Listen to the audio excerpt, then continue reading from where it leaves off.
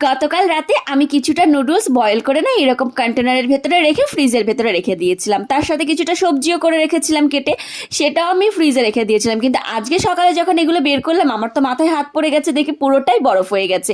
তাই ঝটফট করে এগুলো একটুখানি জল দিয়ে নরম করতে রেখে দিয়েছিলাম। আর এদিকে ফ্রাইং প্যানে আমি কিছুটা কাটা পেঁয়াজ দিয়েছি আর ওই সবজিগুলোর ভেতরে দিয়ে দিয়েছি।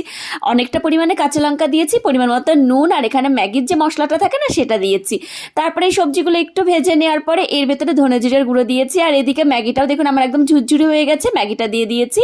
তারপর ওপর থেকে চিলি ফ্লেক্স দিয়েছি আর এর উপরে না ম্যাগি যে মশলাটা পাওয়া যায় কিনতে সেটা দিয়ে দিয়েছি। তারপরে সমস্ত কিছু নেড়ে চেড়ে খুব ভালো করে আমি এটা নামিয়ে নিয়েছি। তো নামানোর পরে ওপর থেকে আমি একটুখানি টমেটো কেচাপ দিয়েছি আর সবশেষে ধনেপাতা দিয়েছি। তবে খেতে কিন্তু দুর্দান্ত হয়েছিল। তবে একটা কথা বলবো, কাশ্মীরে আর যাওয়া লাগলো না, আমি এখানেই বরফ দেখে ফেললাম।